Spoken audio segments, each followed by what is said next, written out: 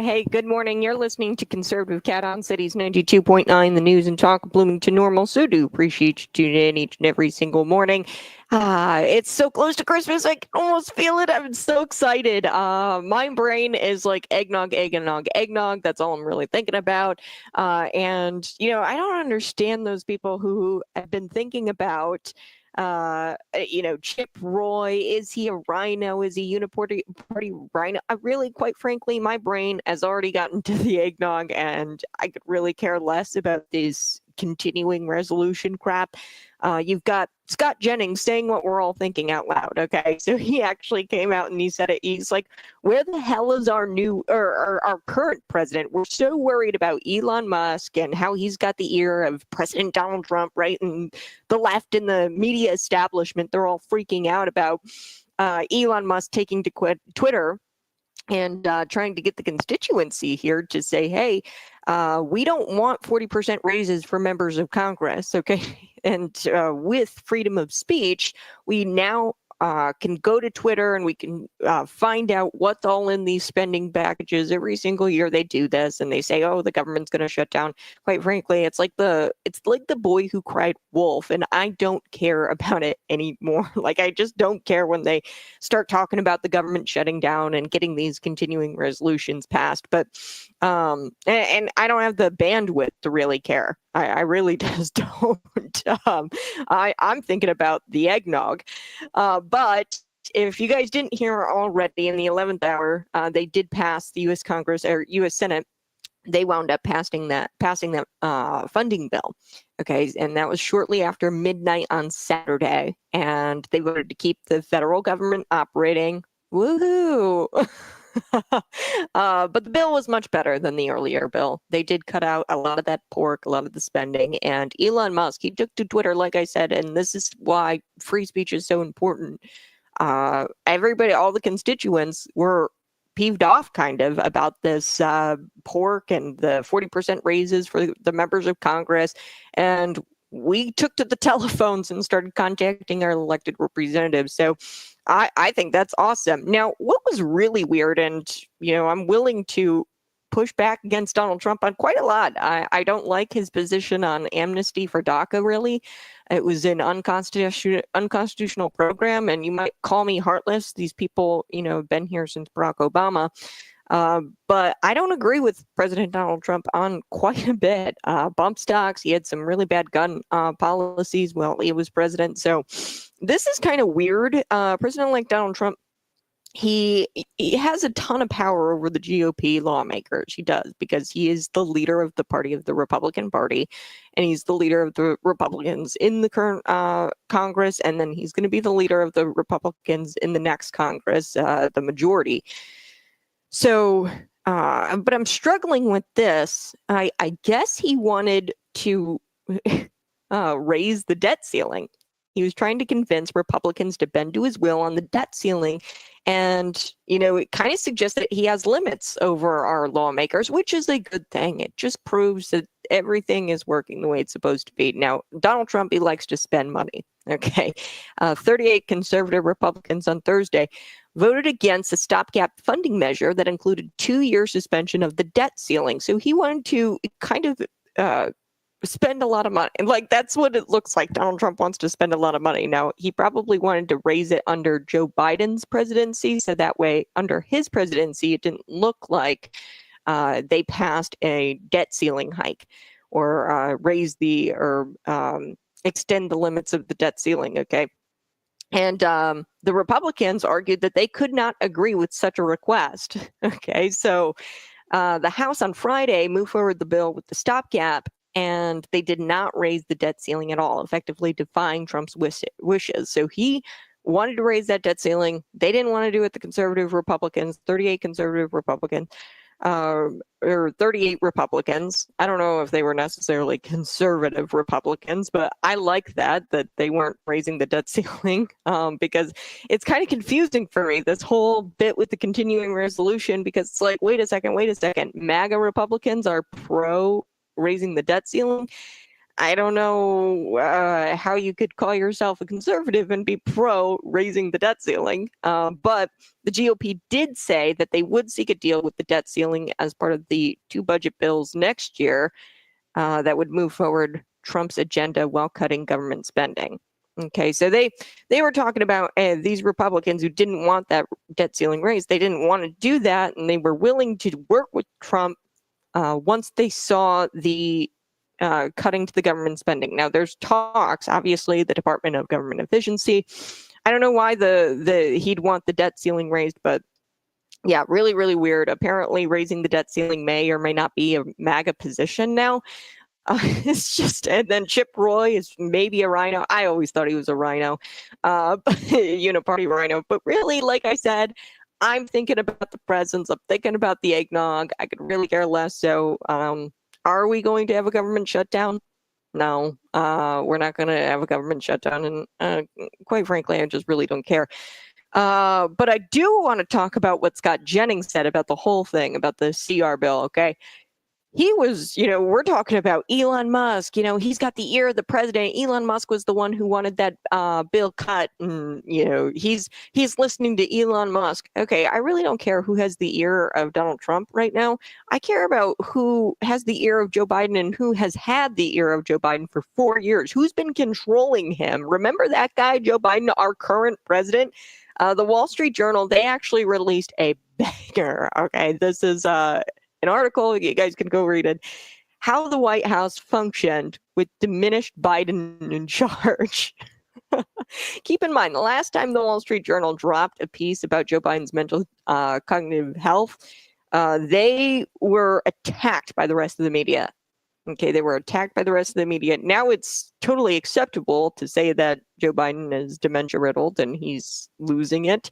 But that wasn't like a Wall Street Journal came out with a piece about Joe Biden's mental health decline years ago, and then they were attacked, but only after the Trump debate, right? Remember the Trump versus Biden debate? Only after that debate did the media realize that they had to get Joe Biden out there, and then they couldn't hide it anymore, his mental health decline. So here's what Scott Jennings says. I want to play this clip here. This is a good one. Scott Jennings is talking about what we're all thinking, right? He says the quiet part out loud. We are all thinking this. Here we go. This squarely on Elon Musk first and foremost, and Trump after that, and that would be the timeline of how this played out. What do you say to her? Well, she let the mask slip right at the end. She said, "Who's the president right now? I mean, who's the president-elect?" But she asked the right question first. Who is the president right now?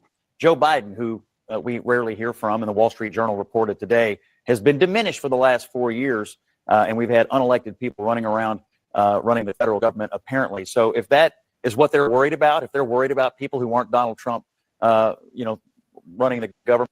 Okay.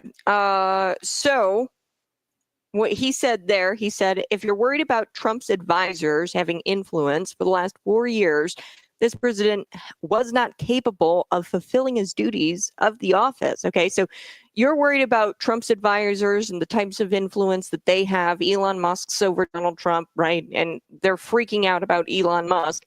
But over the last 4 years, nobody said a peep. Nobody said anything about the president and how he's not even capable of fulfilling his duties. And nobody's asking that question of who's controlling Joe Biden, who are the bureaucrats who are actually controlling the country. And the White House lied. They kept it from us. They kept his mental health decline away from us. So we're going to be, I think that's an absolute scandal. And the fact that they're talking about Trump and Elon Musk, he took to Twitter, and it's a free speech platform. And they did what the constituents do when they hear that, hey, I can't pay for groceries. I can't put food on the table. So I'm going to call up my representative and demand an answer as to why he's giving himself a 40% raise in this CR. Okay, it's free speech platform, and we're finally waking up to, hey, we have power as a constituency. So Every year there's a fight. The GOPers, they complain about the spending and the things hidden in there by the Democrats, like the money towards the Global Censorship Agency, right? Vivek Ramaswamy, I played that clip last week, where Vivek Ramaswamy was like, look, they're funding this agency that's literally all for global censorship. So if Elon Musk tweeting a meme gets the apolitical constituents out there to care about, 40% raises for their congressmen and to care about money going towards a global censorship agency, I say, hell yeah. We shouldn't be tying 40% raises to Congress to federal relief funding for people who were devastated by the hurricane. We shouldn't be doing that as a government. And I say, God bless. Heck yeah, we should. If Elon Musk can do that, all the more power to him. And who really cares what Elon Musk posts on Twitter, right? Does he have the ear of the president? Probably. He is going to be an advisor to the president, and as a part of Doge. But I am more concerned about who has had the ear of Joe Biden, not just the ear, but who has been controlling that puppet for the last 4 years. Your guess is as good as mine. Apparently, over the weekend, this was incredible stuff. Apparently, over the weekend, you had Kamala Harris scrap her entire California trip. I guess she had a California trip planned, but she had to hurry back to the White House. And then there was all kinds of sirens and stuff. So this is kind of incredible. I don't know where Joe's. I hope he's okay. But who's been controlling this guy for the last 4 years? That's the question I want to know. That's the big scandal. And I was actually watching a video of Joe Biden over the weekend, and this is kind of shocking to see. Joe is staring blankly, like he does, at the ground. He returned from a Delaware trip. As always, he's in Delaware at the beach. And he's staring at the ground just blankly. And this is his final month in the White House. I want to know. I mean, I think that's the biggest scandal for the last 4 years. Bigger than the pandemic. Bigger than the Trump assassination. I do want to get to the bottom of of Thomas Crooks. I want to know more about him. I hope we get more details about that assassination attempt and who was behind it exactly, and why, and what the motivation was, because we don't know anything about the assassin, where his motivation, nothing about this guy. But I think that this is the biggest scandal. Who has been controlling Joe Biden for the last 4 years, being that he's mentally unwell? I do have to take a quick break, but when we get back to the show, I want to talk about a breastfeeding expert. Now, this is a story out of Australia, but file this one under Pay Attention America, because in Australia, there was a breastfeeding expert, okay, and she said that breastfeeding is actually a dangerous fetish. It does nothing for the baby. So she just, said facts. She didn't even really say them. It's just her personal opinion. She didn't recommend that men stop breastfeeding in Australia. Men breastfeeding in Australia. This is what we're talking about this morning. And she is being taken to court. So she has to fight. She's getting sued by a breastfeeding man. And he's big mad because she thinks that men breastfeeding is a weird, dangerous fetish that does nothing for the baby's health. So we're going to take a quick break, but you're listening to Conservative Cat on Cities 92.9, the news and talk Bloomington Normal.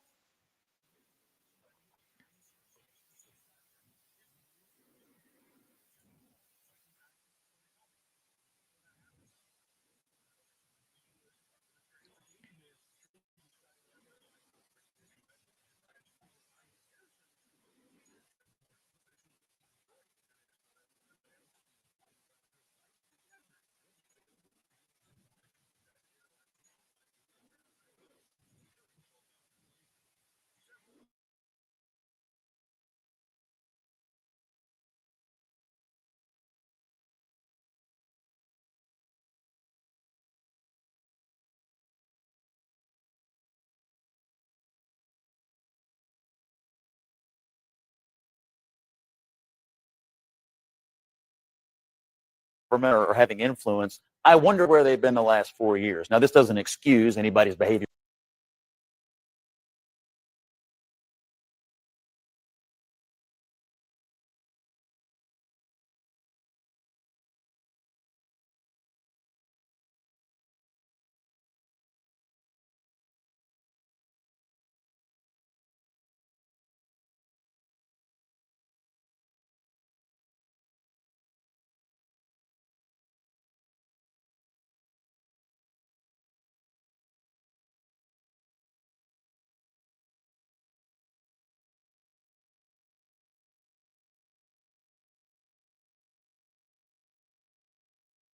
you're on Capitol Hill tonight.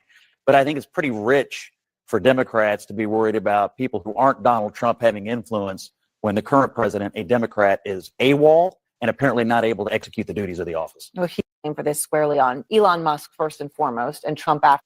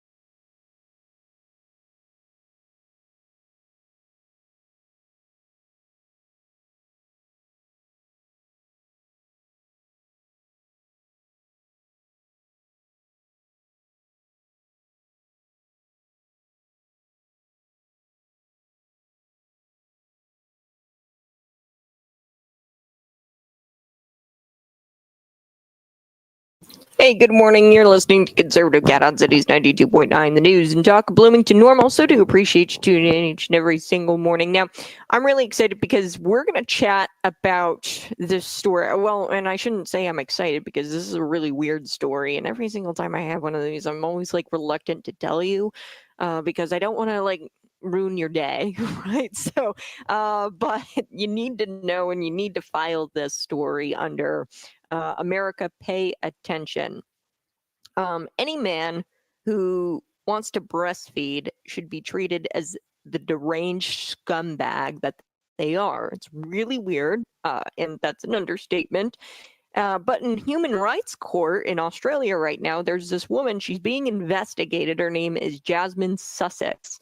And she's a breastfeeding expert. So she's dedicated her life to medicine, to, being a doctor, breastfeeding doctor, and helping women breastfeed. Okay. And she says that men who want to breastfeed, it's a dangerous fetish. And they are currently investigating this woman, Jasmine, for saying that. She said it's a dangerous fetish.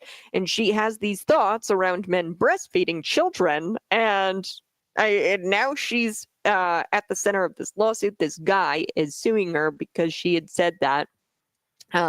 What she's saying is logical, folks. It is a deranged fetish, okay? Yet officials have deemed this to be a potential violation of human rights, hate speech, whatever. That is just deranged, it's evil, it's unhinged, and all of that is an understatement of what's going on here in Australia. So trans women are men, and this should not be a controversial take, okay?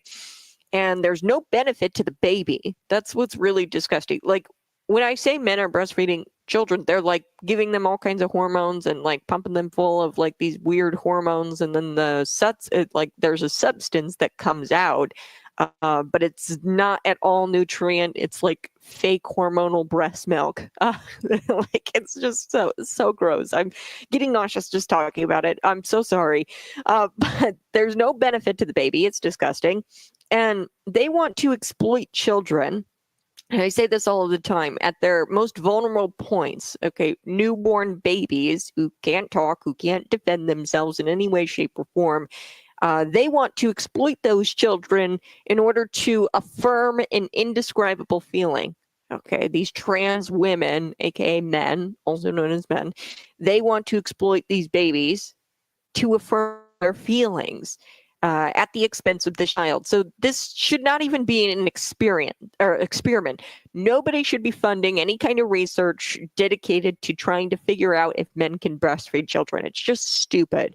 It should have been outlawed the moment somebody tried to had this deranged thought. Anybody who thought this up, that men could somehow breastfeed children, that need to be shut down back then. Okay, anybody who had a deranged thought thinking that men could breastfeed children, but it goes against all ethics, it goes against morality, it goes against biology, and the court is going to have to decide if these are acceptable thoughts. Again, she's in jail right now, or she's in court right now. She hasn't gone to jail, but she's in court and she's having to defend herself. He's suing her for damages and things like that. And she's looking at a human rights violation in this Australian court. Okay. And I mean, she just has her thought. She thinks that men breastfeeding children is, quote, a dangerous fetish. And she's not even allowed to have that thought. She's going to be tied up in court for having those thoughts and having that opinion. And fortunately, here in the United States, we don't have fake human rights courts. They have those over there in Australia, but we do have the insanity that is the ACLU, right? Nonetheless, any official who has taken this complaint seriously it deserves mockery. If anybody takes this as a serious human rights violation, or thinks that this is a serious, like the judges at the end of the court, at the end of and they issue a ruling, if they actually take this seriously and deem it a human rights violation, like, my jaw is going to drop to the floor. But people who take this seriously and this seriously as a human rights complaint, they need to be mocked. and they need to be barred from serving government in any kind of way or representing people in any kind of way, because nobody thinks that it's okay that men breastfeed women. It's insane, or breastfeed children. That is solely something women do. So it's insane that people have deemed this as politically incorrect to say that, hey, it's deranged and it's a fetish for men to want to breastfeed children, and it's concerning, and this is not something we should pursue as far as experiments or research or anything like this. And I always say this, progressive experiments are always done on the most vulnerable. Assisted suicide, that's a social experiment. Transing kids, that's a social experiment, and it's always tested on children. And they always go after the most vulnerable for their political pawns and their deranged goals. That's really what this is. It's a deranged goal to try to get men to breastfeed kids. Very deranged. And now they're targeting the kids with this deranged goal. And every deranged goal they have, it seems like the most vulnerable are the people who are affected by it. Children, elderly. And the fact that this is being investigated by the court proves that no intent is actually, they have no intent of actually promoting human rights at all. They aren't even talking about the rights of the child to be fed, I don't know, regular milk, not this hormonal crap that they've been able to concoct within a male breast. Okay. Nobody's talking about those human rights. If they actually believed in human rights, they would also believe in freedom of thought. Okay, this woman, she's just thinking this. She just has an opinion that men shouldn't be breastfeeding children. And she's in court right now because of that thought that she has. So if they were pro-human rights, they'd let her have her thoughts. The left can have their thoughts. Nobody's putting them in courts because they think that transing kids is fine. Or nobody is going after their freedom of speech and freedom of thought. Okay, nobody's suing other people in the United States. Like, I'm not going to go sue somebody who thinks that transgenderism is awesome. Now, if they're actually doing it, like they are in the hospitals, the Supreme Court is listening to that case because that is directly violating the rights of the child. Okay, human rights of the child. You're mutilating the kid in the name of medicine. Okay, so it's a dangerous fetish. I like how she says that, and clearly there's no logic here. If they think that men can breastfeed, it's biologically impossible, and they're trying to make it possible. Such an evil, evil act. I don't know why men would want to normalize this, but it has no place in society, and society shouldn't even entertain the thought of men breastfeeding children.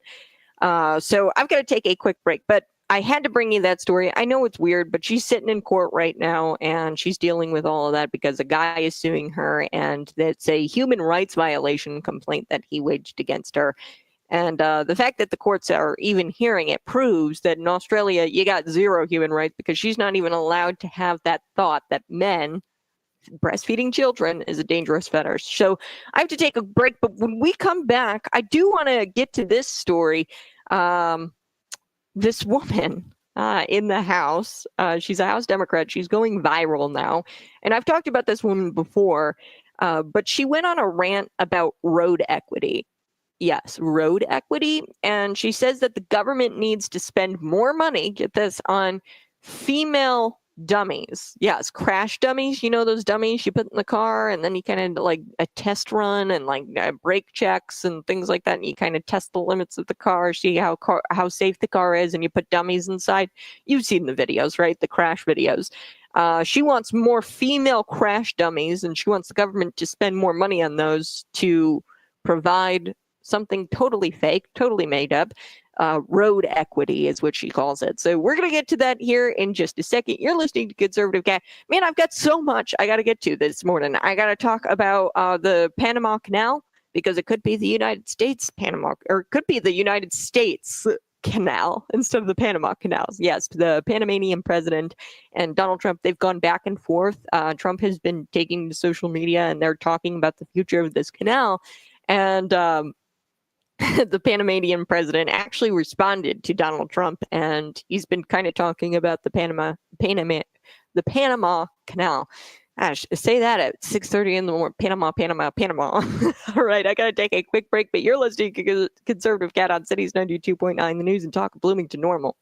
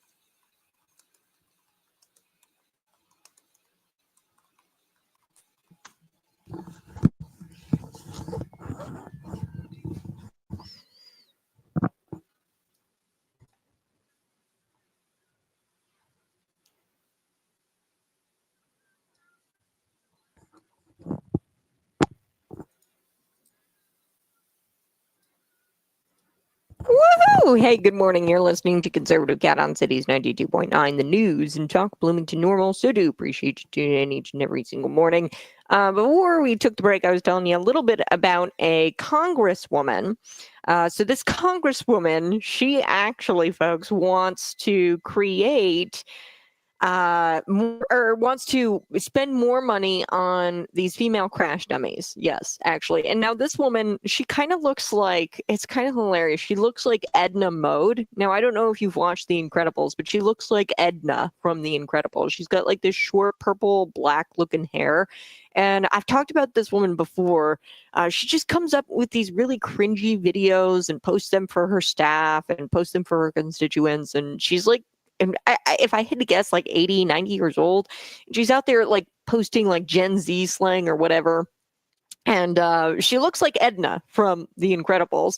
But also, secondly, what really bothers me about this road equity nonsense is that it's totally made up. She goes on this sexist rant and she says that, because we don't have a whole lot of female dummies, that means we're sexist as a country, like female crash dummies. She wants the government to spend and provide more female crash dummies.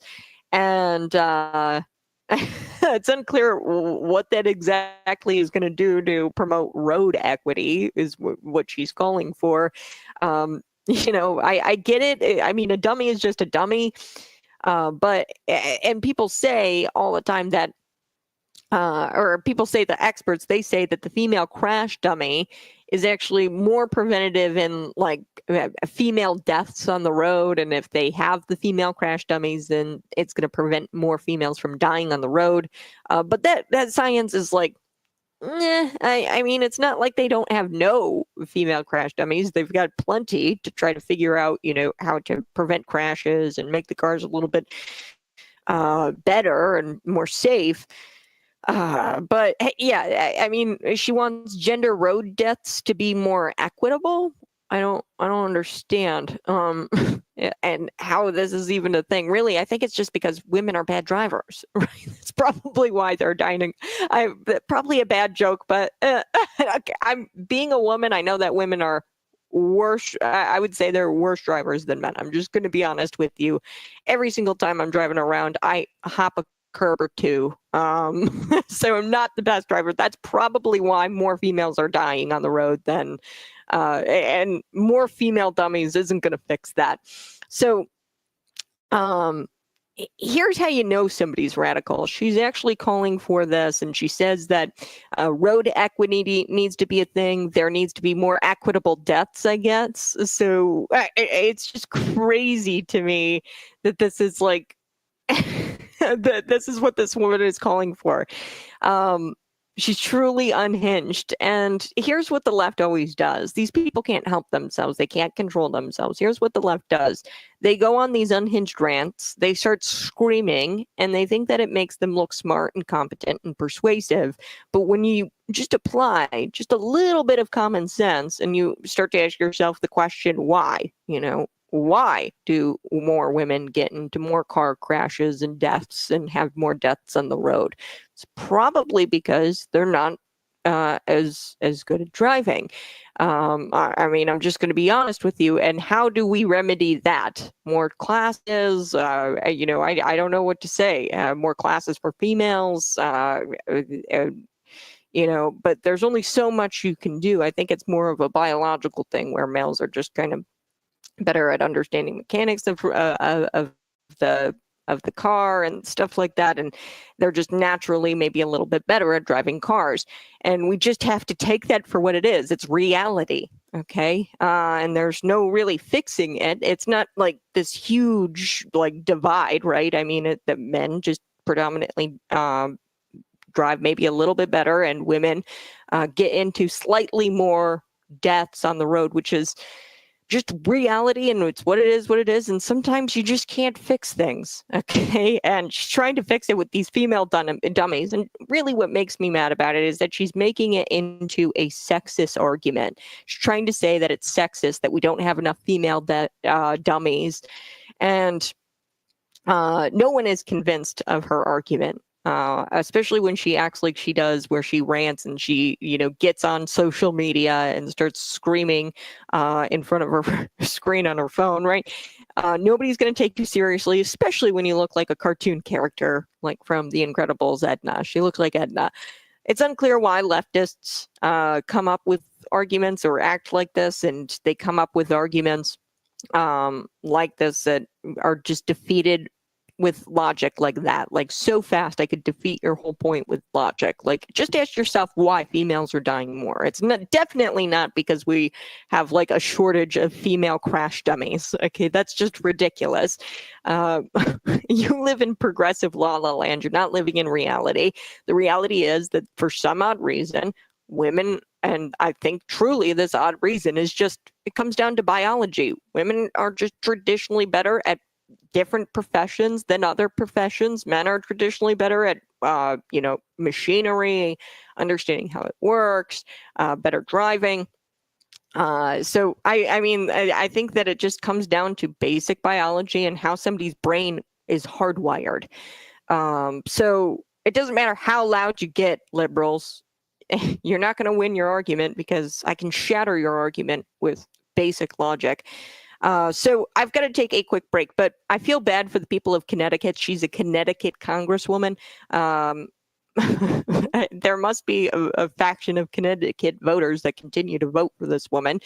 This woman is a total clown and should be ashamed that this is, and the voters who vote for her, this woman, should be ashamed that they continue to vote for this woman. She's a total clown, and I can't believe that this is the best Connecticut voters can do. I think that you guys can do better. Vote her out. Get her out of there. I mean, very simple. So I'm going to take a quick break, but you won't believe it. Kathy Hochul, she is actually out there saying that crime is down. She thinks that crime is down in New York, which is just silly. New York Governor Kathy Hochul she's overseeing currently right now. I think somebody actually set somebody on fire. I've got to look up this headline, but set somebody on fire in New York.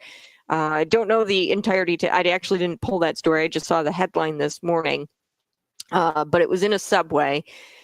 And she is overseeing the worst subway crime epidemic probably in the state's history. Okay. And I don't call that progress, but she's sitting there touting and saying that, oh, it's all progress. And don't look over here. Everything is hunky dory and it's fine over here in New York. But we all know that that's not true. And they manipulate statistics, the left. We're going to break down the truth right here on Conservative Cat Cities 92.9 next. I'm live on Facebook, YouTube, and Rumble. You can find me there and subscribe.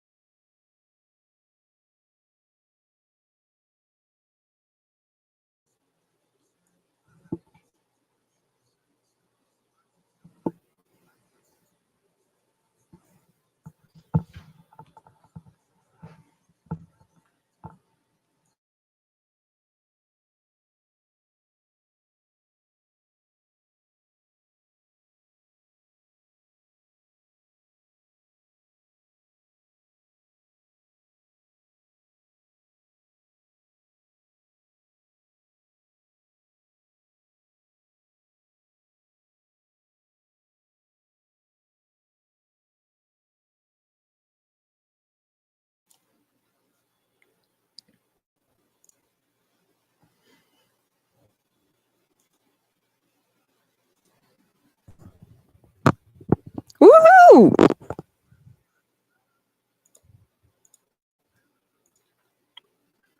Hey, good morning. You're listening to Conservative Cat on Cities 92.9 The News and Talk Bloomington Normal. So do appreciate you tuning in each and every single morning. You guys can find me on YouTube, on Rumble. You can subscribe to the channel. Man, I am so excited for Christmas. We are officially one day from Christmas Eve. I'm attending a Christmas Eve service at my church in Normal at the Tabernacle. I invite you. I love Christmas Eve services, and it's going to be candles. I love, like, that's my favorite part about Christmas is the Christmas Eve service. Now, a couple of housekeeping things.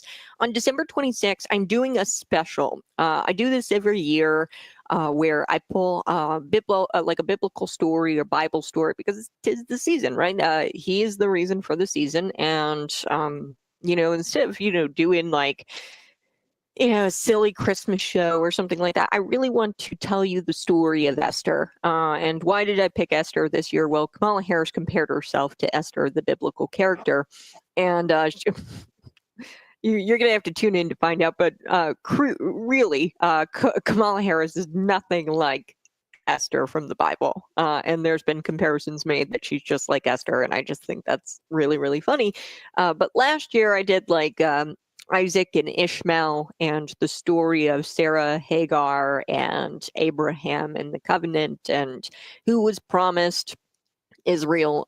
It's the promised land, and that is, of course, the Isaac and Sarah and Abraham's child, Isaac, and that's who the covenant was made with. But Ishmael was also a son that they had through a surrogate because they didn't think that they were going to be able to have a child. And I did that whole series or that whole show last year. It was called Isaac. And later out of that, his descendants breeds it comes, Emmanuel comes from that family tree, from that line. And from Isaac's descendants, we get Emmanuel. So I did an entire show on Isaac, Ishmael, and Emmanuel this year on December 26th. I will be doing a story and providing you the story of Esther. It truly is an amazing tale. Esther, she saves the Jewish race. I'll tell you, the ending because it's a great ending. She saves the Jewish race, and she risks her life doing so. Now, that's all I'm going to give you because you got to tune in December 26th to find out more about Esther and her story and how she saved her people from complete annihilation. And it's actually a story about a bureaucrat, somebody similar to that of Fauci, I guess, where, he was ruling things. And the King Xerxes, wasn't really ruling things, and he made a decree to annihilate the Jews. And it's really interesting. You're going to want to tune in because it has similarities to what it definitely has similarities to what we're dealing with in today's time, where we have to deal with high-ranking advisors to the president, right? And it feels like perhaps they rule the country more so than the people we actually elected. So it's one of those tales, right? I'm not going to get into it. I'm really not going to get into it today, but Christmas movie marathon day. Today is a good day to lounge around in your Christmas PJs and put on your favorite Christmas movie. Go ahead, throw it in the comment section. What's your favorite Christmas movie? And why? Tell me why. Lately, I'm going to be honest with you. My favorite Christmas movie right now, I've had a lot over the years. My favorite Christmas movie right now is actually Carry On with Jason Bateman. I've told you about this one. Is Carry On a Christmas film? If you've seen it, there's probably a big debate out there as to whether I could call this a Christmas movie. But I really like it. It's kind of like Die Hard, right? It's this action packed movie with Jason Bateman and what's his name? Taron Egerton or something. He's like a British dude, I think. And they do a phenomenal job in this movie. Like, I'm not much for like action. I like action movies, but I don't like the cars moving around and the guns going off or anything like that. It's just like, yeah, it's all fake. And when you know how weapons actually fire, And when you actually go out to the range, you see how weapons fire, what they sound like. Action movies just are so unrealistic. Now, the best action movie that I think that gets the like realism and like is actually pretty realistic is the oh gosh, what are those movies? I think it's the John Wayne movie. Not John Wayne. Now I don't know what it is. Not John Wayne. John Wick. That's what it is. John Wick movies. Duh. I'm stupid. John Wayne is the cowboy, the cowboy from Montana. Sorry, guys, it's early in the morning. John Wick movies. I really like those because the guns in there look more realistic and like there's like sometimes when you watch action movies, there's like no recoil on the gun, and you're like, come on now, you could have at least acted like there was some recoil there. So today is a great day to have a Christmas movie marathon. Let me know what your favorite Christmas movie is. I also am going to be getting to Panama, of course. This is a top news story of the day. You're going to have President Donald Trump and the president of Panama. His name is Jose Maluno. Sorry, I'm not a Panamanian, but he's the president over there, and he caught wind of this idea that Donald Trump was wanting to take the Panama Canal back. And get the Panama Canal and kind of essentially make it the United States Canal. Now, similar to Canada, I've talked about this extensively before on the program, where Canada, they're pretty much violating trade laws, and they are being very unfair to the United States in how they produce and sell lumber to the United States. So you've got the lumber producers over there, and they are all government subsidized, okay, to own or to operate.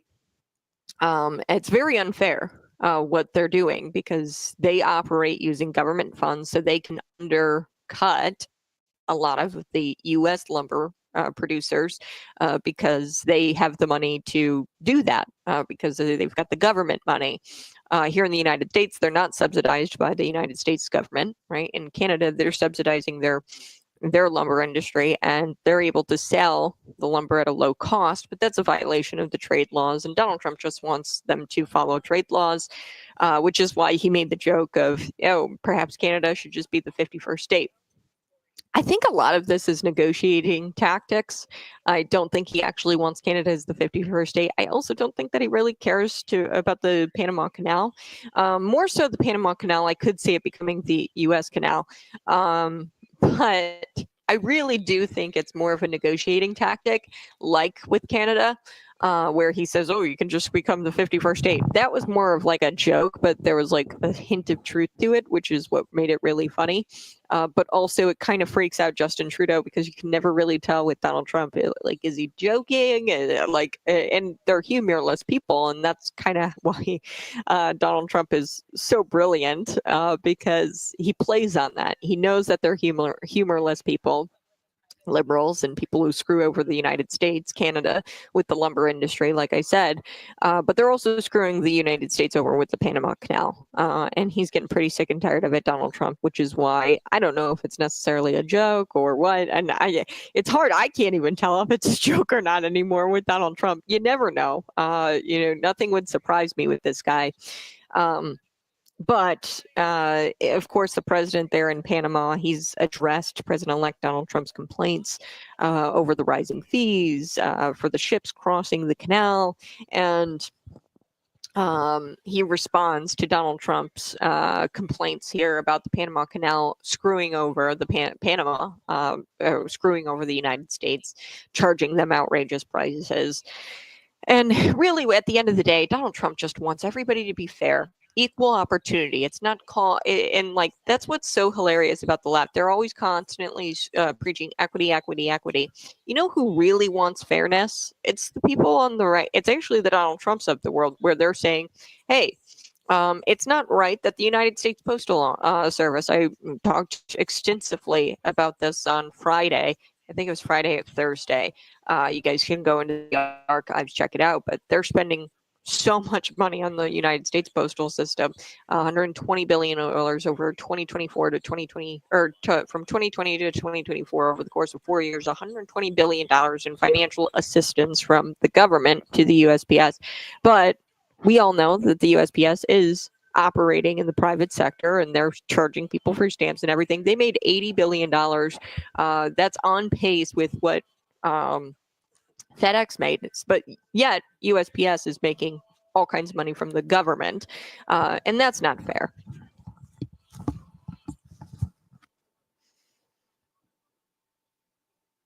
Hey, good morning. Thanks so much for tuning in. I so do appreciate it. Wow, we are so close to Christmas, so I cannot wait.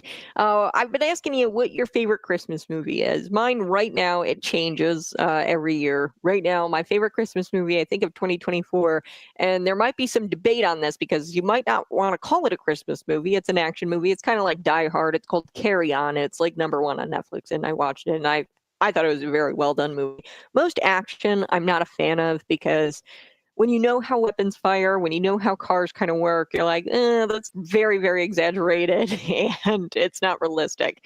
I like realistic action movies, and this was pretty realistic. It wasn't like outrageous.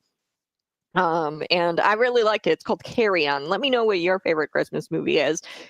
Today is National Christmas Movie Marathon Day. So today is a great day to lie around in your PJs. Maybe you're getting up with me this morning and you're making yourself a little bit of coffee, maybe a little bit of rum and a little bit of Bailey's, and you're just kicking your feet back and you're hanging out with the family today. So the day before Christmas Eve. So I'm really excited to talk with you about a few stories here. Now, before I took the break, I was telling you about, we'll start with Kathy Hochul, and then I do want to get to the Panamanian president and Donald Trump going back and forth, because really, I think Donald Trump saying that he wants the Panama Canal to become like the U.S. Canal, I think it's a negotiating tactic, much like how, remember when I told you about how Canada, he joked-ish.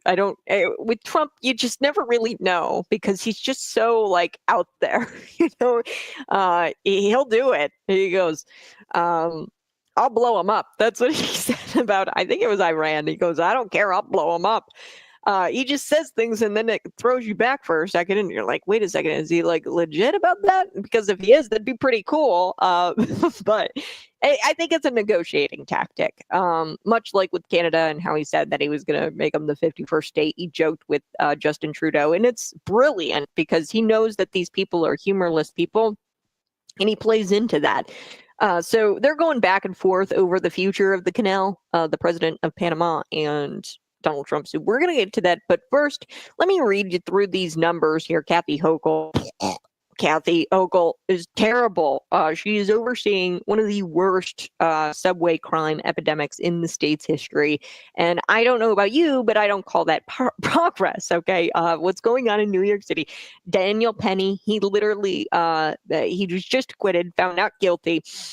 He had to save everybody's life on this subway. Because this guy, Jordan Neely, who had just a CVS receipt, you know how long those things are, rap sheet, CVS receipt, long rap sheet. And he had to save everybody on the subway. There's a vigilante justice having to be done on these subways because it's gotten that bad. And I said I was going to look up that story. I read the headline. I'll do that here in just a second. But she thinks, Kathy Hochul, murders being up by 200% is enough to claim that overall crime is down. Okay, murders are up by 200%. But overall crime, they're manipulating the statistics here. They're saying, oh, overall crime is down. So she was dumbfounded. A reporter actually calls her out on her crap, right? And he pushes up against her and he says, Miss Hochul, no. You're claiming that overall crime is down, but what do you say about the subway and the 200% increase in murders being up by 200%? What do you say about that? And she, of course, had a pathetic response, and she couldn't really even come up with a response, and she tosses it over to, the guy sitting next to her in this press conference. And she couldn't come up with a response at all. And, rather than even lie, like, I would want her to lie, like, get up there, lie, stretch and manipulate the statistics like you always do. But she didn't even try doing that. She didn't even get up there and lie. She just danced around and had somebody else answer the question for her. And really, like, their answer to the question was manipulating the statistics and trying to say that overall crime is down despite murders being up by 200%. Come on, give me a break. Oh boy. So, yeah, the reporters there. She's probably, to be fair, she probably like was caught in headlights here, and she tossed it off to a guy in the press conference. I can't find the clip, but the reporter called her out on her crap and said, "Hey, you're manipulating this statistic here, Mrs. Hochul. You are not revealing to the public here in your press conference the 200% increase in murders in New York on these subways." So she's probably not used to that, being called out on her crap by reporters, because the media establishment, they just shill for the Democrat Party, and Kathy Hochul is a Democrat. But here's what progressives do. They misinterpret the statistics, they misrepresent the statistics, and they claim everything is better than ever.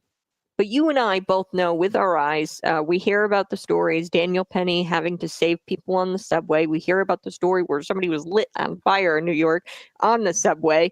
And, all she can do is claim that it's down, which makes no sense because, in a state full of prosecutors who actually aren't prosecuting crime at all, right? She says that overall crime is down. Really what she's saying here is New York no longer upholds law and order. Okay, that's what's going on. Is she can say that crime is down. It's because the prosecutors aren't actually prosecuting the crime. So of course crime is down if you don't have prosecutors prosecuting the crime. Really what she means by this whole, crime is down, it means, what she means to say is our New York prosecutors, they don't actually uphold law and order, and they don't prosecute crimes anymore. That's really what she's talking about here. And the fact that the state is filled on soft crime prosecutors, okay, and crime is down, right? That's what she says, quote unquote, crime is down. The reason why crime is down is because you guys aren't actually prosecuting the crime. It doesn't mean that crime is down. You guys are manipulating the statistics here. The fact that you've got the state full of soft on crime prosecutors, they don't even prosecute crime anymore, and still this number remains high. You've got murders up by 200% in New York. This speaks volumes. Okay, you've got soft on crime prosecutors who aren't even really prosecuting all of the murders anymore, right? Or they'll give you a slap on the wrist and they'll send you off. That's why Jordan Neely was out on the street. Okay, he had a rap sheet, a CVS receipt long rap sheet, okay, so long, and felony, assault, and just a terrible guy. And he was out there on the streets, and Daniel Penny had to do something to save the lives of people on the subway. This speaks volumes. So what really bothers me about Kathy Hochul holding this press conference claiming that crime is down, what bothers me about it is, like, you didn't have to say anything. Okay, nobody asked you to hold this little press conference and have you gaslight the masses. Although we see with our eyes what's going on, we know that crime is up because we're dealing with it. And you wanted to gaslight the masses into believing you that it's safe to go out and about and live your daily life. Clearly, it wasn't safe for the people like Daniel Penny and those subway riders. They almost died at the hands of Jordan Neely. Thank God Daniel Penny did the right thing, but guess what he got for it, right? He got drugged through the mud into the court system, and he couldn't even defend himself and his fellow man without the prosecutors, the soft on crime prosecutors, going after him for being a law-abiding citizen and not doing crime, but actually protecting people from crime, which is what they should be doing. Oh boy. So like I said, she wanted to gaslight the masses with this little bit of press conference and say that crime is down, when in reality, the chances of you becoming a murder victim are up by over 200% in New York. So, I mean, you manipulate the statistics all you want, lady. We're living it every day. I do want to get to this. Like I said, Panama, the president and Donald Trump are going kind of back and forth. Donald Trump's on social media, of course, and he's going back and forth about the future of the canal. Now, I want to talk about Donald Trump and Canada really quick because earlier this month, I did talk about it in a show. It's archived on YouTube. You guys can find Conservative Cat. That's me. Type it in your search bar, Conservative Cat Show, subscribe. You can find all the archive shows there. But Donald Trump talked about, Canada becoming the 51st state, which is really funny. And he's kind of joking, but he's also kind of not. So I explained this in this show where, you've got Canadian lumber industry. The producers there, they are being subsidized heavily. I mean, heavily by the Canadian government. They're not operating like your normal private sector producer here in the United States. So what Canada is doing, they're violating trade laws, really. And they're dumping a cheap product into the United States, and everybody's buying their lumber and not the United States lumber. And the reason why they can sell it at such a low price is because they get the government subsidies from Canada, and you're not supposed to do that. You're not supposed to dump your cheap products here and sell it and undercut, because that's not competitive. We're not equal. It's not an equal playing field. And the left always talks about equity. No, I'm all about equal opportunity, and the fact that you've got government subsidies coming in from Canada and you're dumping that product into the United States and underselling it. That's not fair to the American lumber industry at all.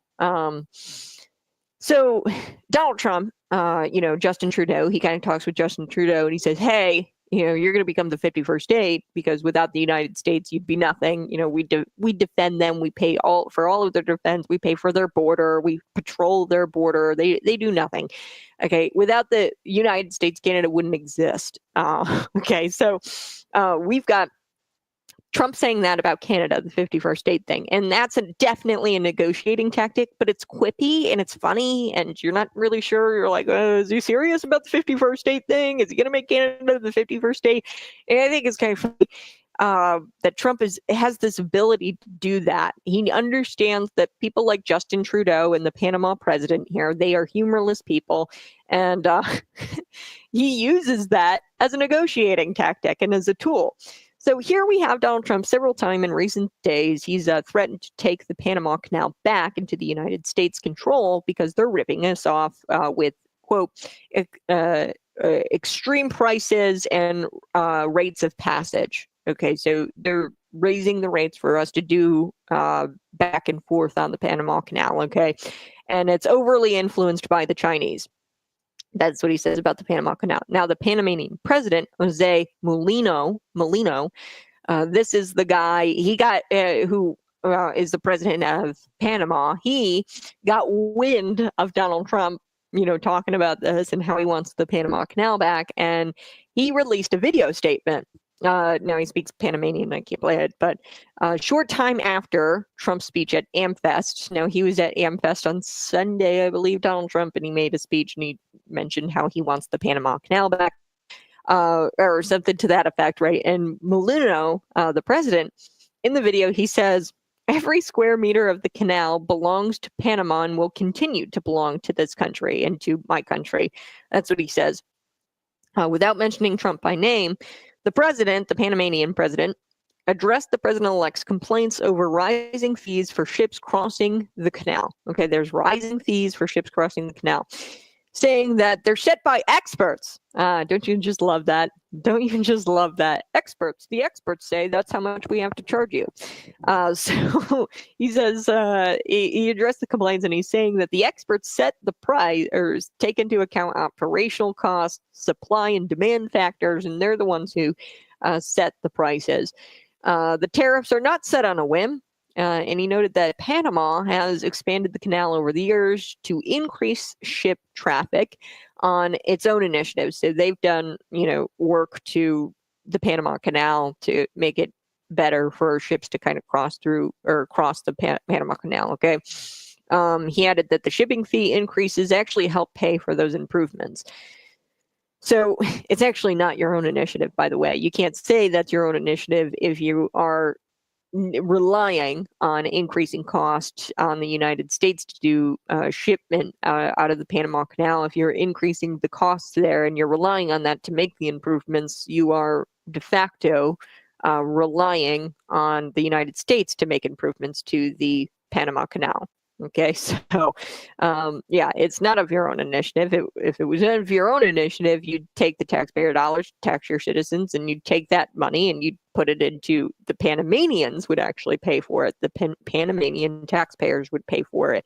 It's actually not your own initiative if you're charging the United States more to do business in the canal. But anyway, quote, here's what the president said. He said, Panamanians may have different views on many issues, but when it comes to our canal and our sovereignty, see, there he is. He's talking about dictatorship. Like, it's very subtle. He's like trying to call Donald Trump a dictator or authoritarian very subtly here. And he's like, when it comes to our canal and our sovereignty, nobody's taking your sovereignty away from you. Okay. We're talking about a canal that we, and I'll get to this here, it is rightfully ours. Jimmy Carter shouldn't have done this deal. President Donald Trump talks about that here, and I'll get to it later in the show. I got to take a quick break, but this is what the Panamanian president said. He said, Panamanians may have different views on many issues, but when it comes to our canal and our sovereignty, we will unite under our Panamanian flag. So that's a pretty strong statement there. Yeah, okay, sure, you're going to unite under the Panamanian flag. What are you going to do to the United States, really, pal?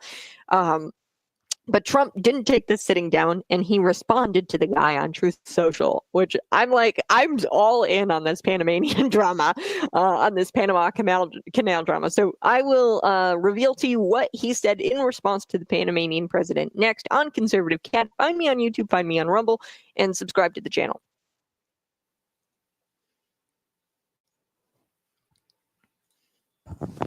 All right, let's go ahead and get to some of your comments. So do appreciate crime is up higher and they stopped reporting most of it. Yeah, that's exactly what she means, Kathy Hochul, when she says that crime is down in New York. I'm gonna take a sip of my coffee. Look, I got my holiday cup going. Love. I know. Don't be mad at me. It's a Starbucks coffee. Don't be upset with me. Please don't be upset. I'm gonna take a drink of it now. Ooh, it's so good. Now, one thing about liberals, they can definitely make coffee. Okay, there's only a few things liberals can do. I think they're really great at art, from what I can really tell. I mean, even that's a stretch. I would say that a lot of their art is weird. Maybe like they're good hairdressers. Like my hairdresser, probably definitely a liberal.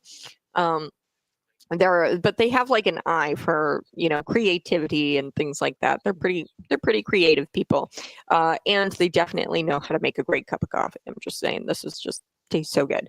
But yeah, Kathy Hochul, crime is up higher, and they stopped reporting most of it. That's exactly what she means when she says crime is down overall.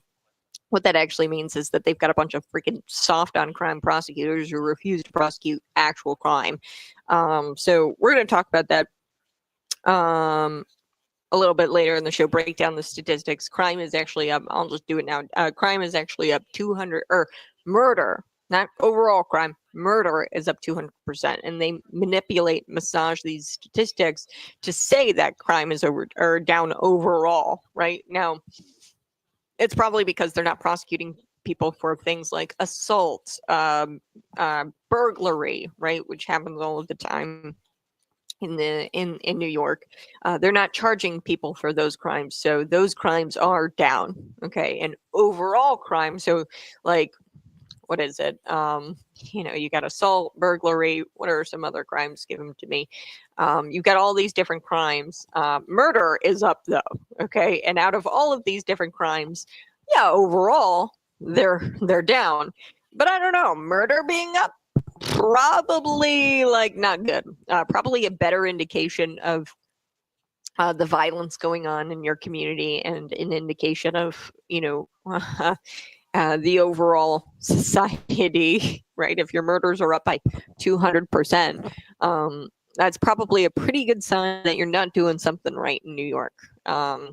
So yeah, they massage the statistics, and they try to manipulate you, and that's saying something, right? So I'd imagine that these soft on crime prosecutors in the soft on crime prosecutors in New York, they're not going after, your murderers, like your gangbangers or anything like that. I'd imagine like just cold-blooded murder, they would have to prosecute if there's like substantial evidence. But even like these murders that, it was a drive-by, there were multiple people in the car, those types of things, they're probably not even prosecuting those types of murders that go on in New York City.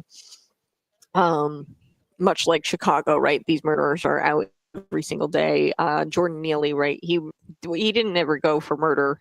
He didn't have that on his rap sheet, but he was violently assaulting people multiple times, and he was still out and about. Okay, so it was only a matter of time before he'd actually murder somebody. And I truly do believe, had not Daniel Penny stepped in when he did, he probably would have murdered somebody on that subway. Oh, I said that I was going to look that story up for you. I saw it really quick and I didn't pull it because I was like, oh, that's kind of graphic and sad. But I'll tell you guys. You guys got to know, right?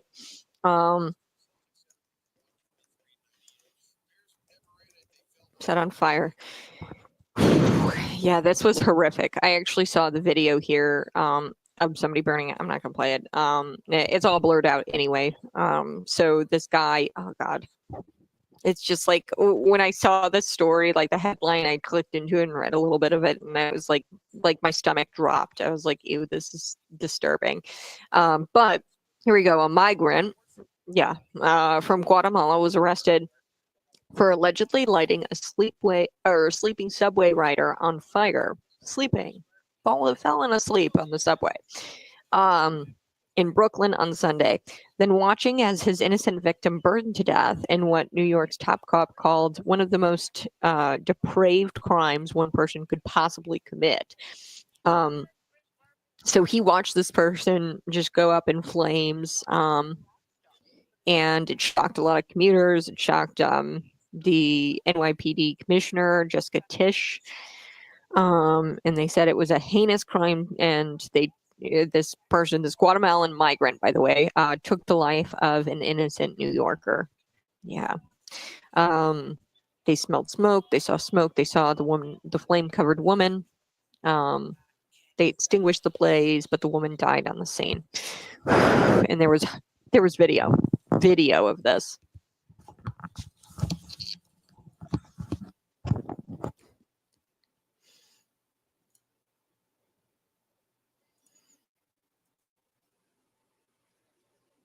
Wow. Hey, good morning. You're listening to Conservative Cat on Cities 92.9, the news and talk Bloomington Normal. Before we took the break, I was telling you a little bit about Panama, and I'm going to get to Donald Trump's response here, but I promised you that I would pull this story. Now, I saw the headline. I clicked into the article early this morning, and I didn't pull it because it's one of those stories where my stomach just kind of lurched out of it, like out of my stomach, and like it just went up into my chest kind of stories. But I promised you I'd deliver it, so that's what we do here on Conservative Cat. We have fun, we laugh, we joke, but sometimes there's really serious stories, and I'm not willing to shy away from that. You need to know that this is going on, and you need to know that Kathy Hochul is out there saying that overall crime is down. Yeah, sure, burglary, assaults, all of that's down, and what she really means to say is that we stop prosecuting those crimes. So yeah, overall crimes are down, assault, burglary, all of that, because they're not. The soft on crime prosecutors aren't prosecuting that crime anymore. But when you look at the murders, which is kind of harder to not prosecute, right? Especially when you've got evidence. Now, that tells you something. It tells you something about New York when those murders are up 200% in New York. Okay, and that tells you something because you know that the soft on crime prosecutors are probably not prosecuting murders that happen that are like gang related or kind of difficult to prosecute. There's not a whole lot of evidence, like a drive-by shooting or something like that, and they have a suspect. They're probably not dedicating any kind of resources to going after people like that. But it's still up by 200%, which tells you all you really need to know about the climate there in New York. And this is the same thing goes on in Chicago, folks. Come on. It's happening in your communities. Now, this is a tragic story. And I didn't want to deliver it today, but I figured I would because, Kathy Hochul is not is saying that the crime is all down. It's all fine here in New York. And that really peeps me off, because here's what happened just on yesterday morning. A Guatemala migrant, okay, illegal immigrant, has been arrested for allegedly lighting a sleeping subway rider on fire. So lit this woman on fire. He watched his innocent victim burn to death. And New York's top cop called it one of the most heinous crimes one person could possibly commit. This guy watched the victim go up in flames. There was video. Yes, there was video. And it was a heinous crime that took an innocent life of a New Yorker. Now, I guess patrolling cops, they actually smelled the smoke. And they went to go figure out what was going on, and they saw the flame-covered woman. And they got to the scene. There was horrifying video obtained. Flames still going, consumed this unidentified woman. We still don't know her name or anything like that. And this transit cop walked by. He pulled out a radio, and then he continued to the platform and to go and see the woman. Now, the cops, they got to her, and she was dead on the scene. So truly, truly, truly tragic. They extinguished the blaze, and she died on the scene. So I had to deliver that story to you, and I didn't want to, but I have to, because Kathy Hochul is out there, and she held a press conference talking about, oh, we're making progress. Overall crime is down. Give me a break. Stop gaslighting me. Stop doing it. Because you and I both know that people who ride the subway are in terror. Daniel Penny had to step in. He was a vigilante. He was a hero.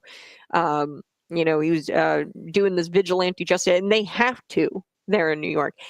In Chicago, I actually just watched this TikTok of this girl, and she was in Chicago, and the comments were so interesting, because she posted TikTok and she talked about how she lives in Chicago, and people ask her all the time, why do you live in Chicago? How do you do it? Aren't you afraid?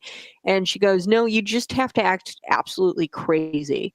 Like, when you go out and about, you have to act crazier than the criminals. Like, you have to try to out crazy the criminals, and you have to almost make it seem like if they try to mess with you, you're gonna be it's gotten to a point where nobody really wants to touch anybody in Chicago anymore, because people are starting the citizenry, the normal law-abiding citizens, they've had to resort to acting like nut jobs to try to keep the criminals off of them.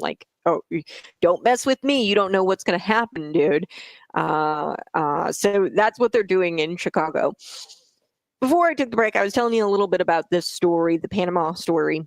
Trump has, said a few things over the last couple of days here, how he wants to take the Panama Canal back. Now, I don't know. I think it's kind of a joke, like the Canada becoming the 51st state thing. I don't think he's super serious, but it's Donald Trump, and I don't know what the guy's going to do. I'm going to be honest. He's kind of a wild card. That's what I love about him.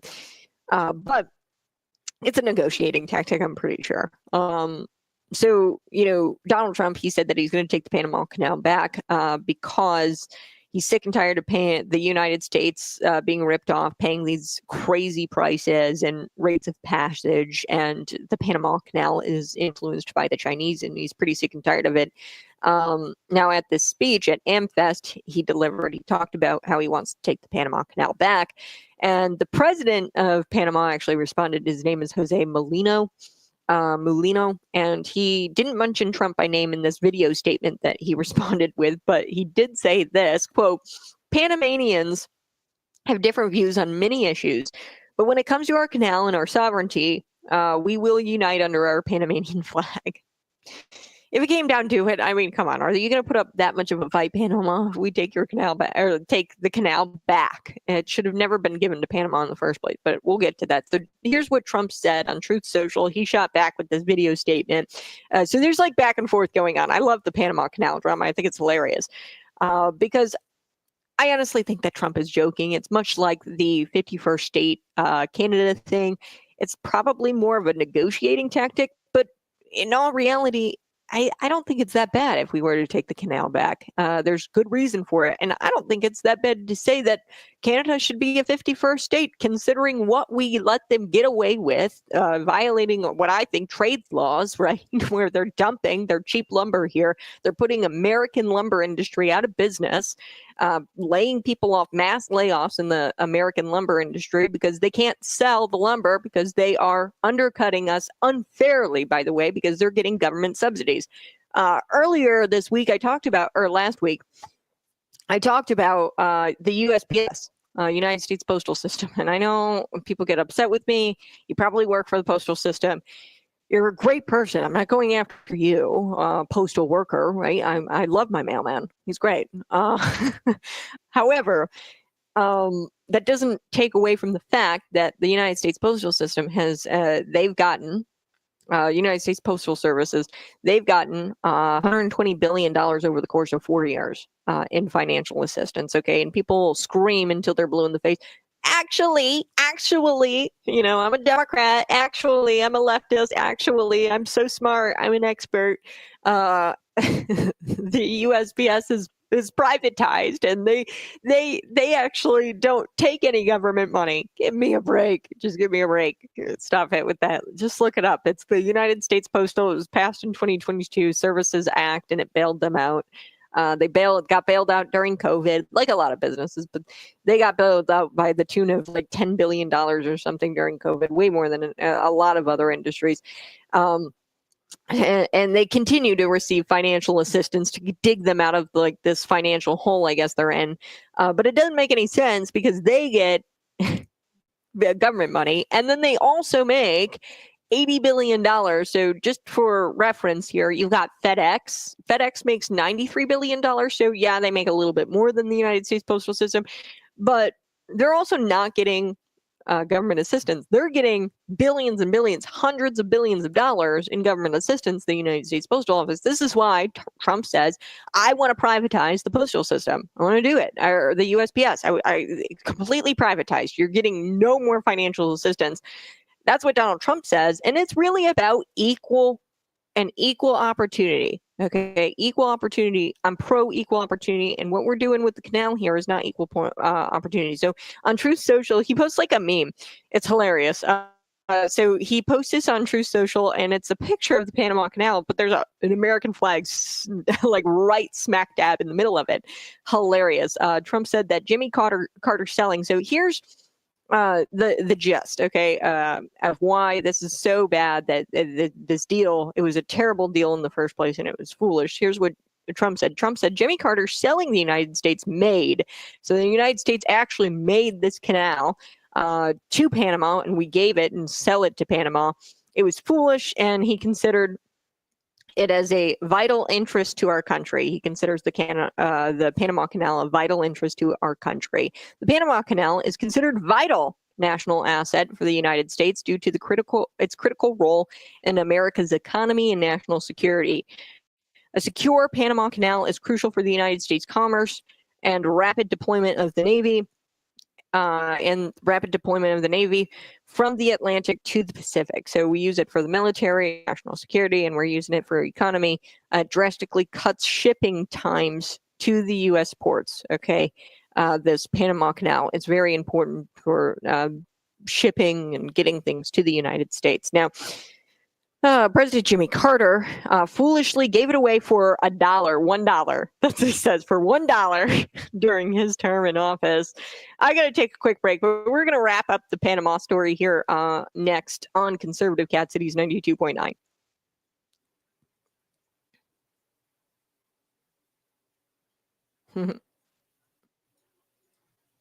Good morning.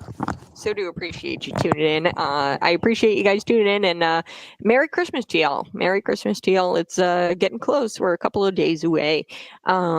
Now, we're going to get back to this Panama story and Donald Trump saying that it was stupid that Jimmy Carter gave away. The U.S. made, by the way, we made this canal in the United States. So when we say the United States is taking it back, we actually mean the United States is taking it back. Jimmy Carter, being the buffoon that he was, foolishly gave it away for very, very cheap. But what he says is exorbitant. exorbitant prices. Okay, we're paying exorbitant prices, the United States, and we're paying huge rates of passage. And they're screwing over the United States, much like what's going on in Canada, right? Where the Canadian government, they're stealing from their taxpayers, which totally fine with. You want to steal from your taxpayers? You're not in the United States. You want to steal from your taxpayers and you want to, pay for everybody's Ozempic? Go ahead. I really could give, two hoots about it, right? But here's where I start to have a problem. We do trade with the Canada. Now, if you are coming in and dumping in all of this cheap product, and it's only cheap because your government subsidizes it so freaking much, if you're doing that, then you're no longer a friend of us, and I have a problem with that, and you're not being fair to the United States, and we're all about equal opportunity. Okay, remember, we're all about equal opportunity. The left says equity. Actually, we're all about equal opportunity. So we're going to be talking a little bit about the Panama Canal and the deal that was made by Jimmy Carter and the history there, and Trump talking about getting the Panama Canal. Like I said, I think it's a negotiating tactic. It might even be a joke, posting this meme of the United States flag in the Panama Canal. I think it's kind of a joke, much like him saying like, oh, Canada's going to be the 51st state. But here's the thing, they're humorless people. The president of Panama, President Trudeau or whatever, Prime Minister Trudeau, they're humorless people, and Trump knows that. And I think he's like messing with their brains, which is hilarious to watch, being on the outside. So go ahead, smash that like button, share this out with your friends. We'll be right back. You're listening to Conservative Cat on Cities 92.9, the news and talk Bloomington Normal.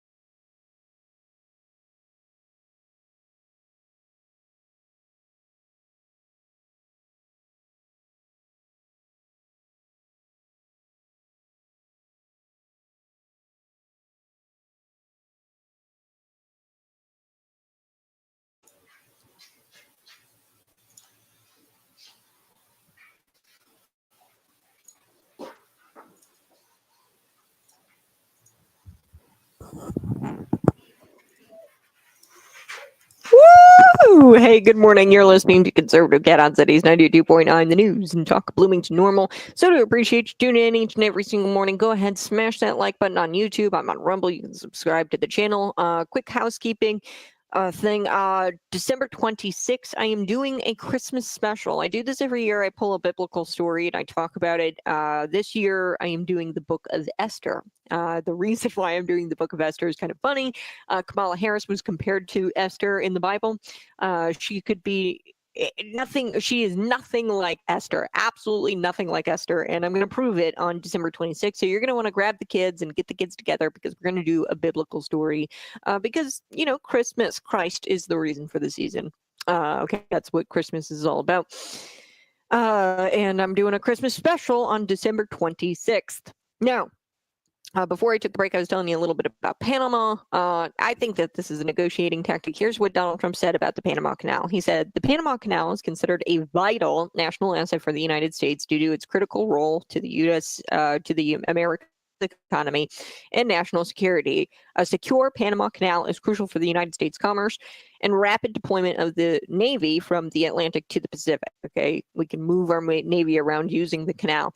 And it drastically cuts shipping times to U.S. ports, so gets us our products when we need them, right, in a very timely manner. He says, when President Jimmy Carter foolishly gave it away for $1 during his term in office, it was solely for Panama to use and to manage. Okay, Panama was supposed to manage it. Now we've got China in here, and they're trying to influence what goes on in the Panama Canal. Don't like that.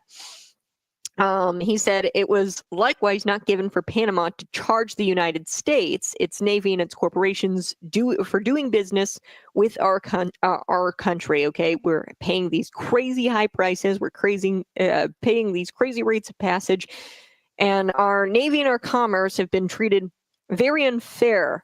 That's what Donald Trump says, and he's all about being fair, equal opportunity, right? And same with Canada. It's very unfair that Canada gets all of this government money from the Canadian government. They steal the money from their taxpayers, which is fine. If you want to, you know, keep it all within house there and pay for people's Ozempic in Canada and pay for their government healthcare, I could really care less. I don't care what you do with the taxpayer monies in Canada. It's not my country, right? If you want to be communist and steal money from taxpayers, good. But here's where I start to get a problem with it. When you dump all of your lumber into the United States for cheap, and you can do that because you have an endless supply of funding from the taxpayer. And I'm not cool with that. I'm not cool with that because that screws over the United States.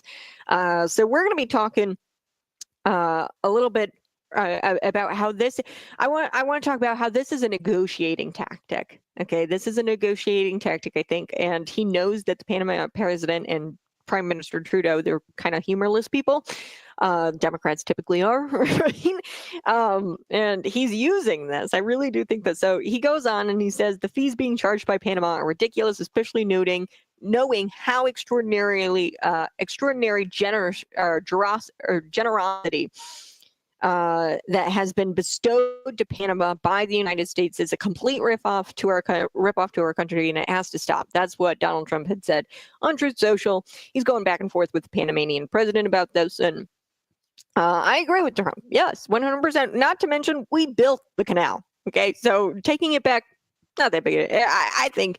I think we should. I think we should make Canada the 51st state. If we're gonna pay for their defense, if we're gonna patrol their border, yeah, why not? Have Canada as the 50th. Stop ripping off the United States. But really, like I said, at the end of the day, I don't think that he's serious about any of this. I think it's all negotiating tactic.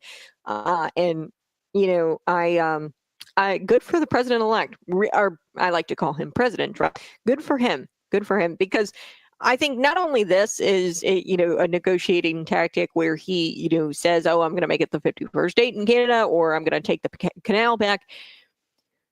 It's not just that. He actually has a lot of pawns that he can kind of put on the chessboard here. Okay, so he can, and he's said this before, he's willing to send illegal immigrants to those countries who won't take them back to countries like Panama, okay? And he's got illegal immigrants. He's willing to send those illegal immigrants back to Panama, to the Bahamas. Once he's in office, he's going to have many, many tools at his disposal to pressure Molino into, giving us a fair shake when it comes to the Panama Canal and not raising the prices. And it's going to be interesting to see how this plays out. I do have to take a quick break, but we're going to be right back. You're listening to Conservative Cat on Cities 92.9, the News and Talk, Bloomington Normal.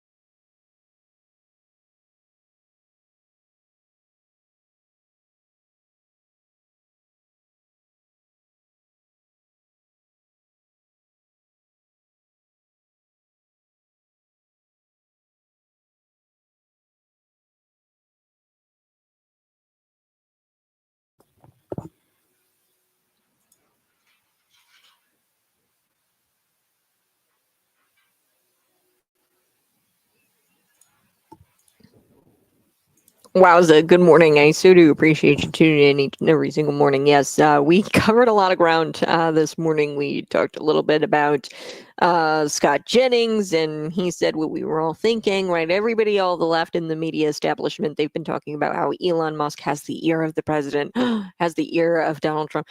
Who's been controlling Joe Biden for the last 4 years? That's who I want.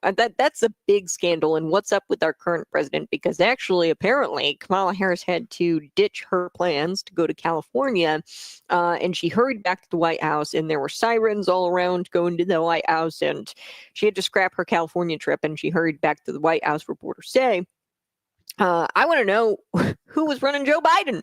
Who was running him for the last 4 years, actually running him? And it's one thing to have Elon Musk, right, be influential on Twitter and get constituents riled up about Congress giving themselves 40% raises. Okay, it's a totally different thing when you've got a president who's senile, clearly, and has mental health issues or cognitive decline.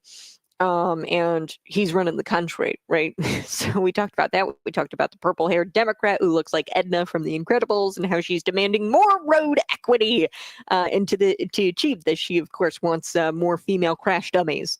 Give me a break.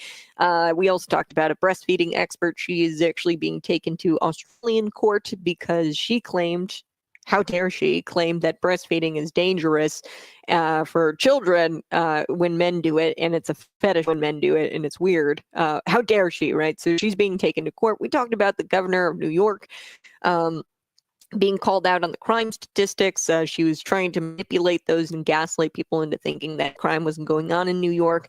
What are you guys doing today? Are you doing Christmas shopping? Are you almost done with shopping? Have you even started? For you last minute shoppers, do you have any idea what you're getting for people? So, survey, I want to talk about 51% of respondents said that they wait until last minute to do their shopping.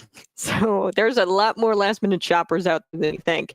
How last minute? 50% of them say they purchased the gifts on Christmas Eve. Yes, 39% have actually gotten something on Christmas Day, which is really hard to do, to get something on Christmas Day, because there's a lot of places that are just closed up for the day.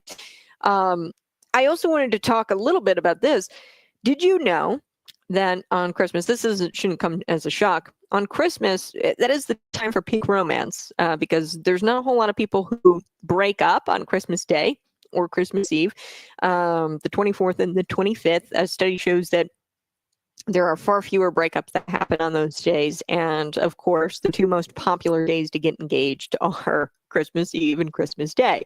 Are you hoping to get engaged this Christmas? Were you proposed to during the holidays? Give me a text, 309-451-9299. Are you hosting Christmas? So hosting can be stressful. Survey says that 26% of respondents find hosting guests for the holidays extremely or very stressful. Don't be stressed. Just drink a little. Drink a little eggnog, spike it a little bit, right? Don't let the stress get to you. For stress comes down to time. Okay, they say that they don't have a whole lot of time, and that's why everybody's so stressed when they host, is because there's not a whole lot of time to get everything done. 45% of those surveyed saying they don't think that they'll have enough time to get everything done, like shopping and preparing the food and cleaning the house. Well, you guys have a blessed rest of your day. We'll be back at it tomorrow, Christmas Eve. I will be live, and you guys can find me on social media. You guys be blessed and enjoy your Christmas Eve, December 23rd. Bye-bye. Love you.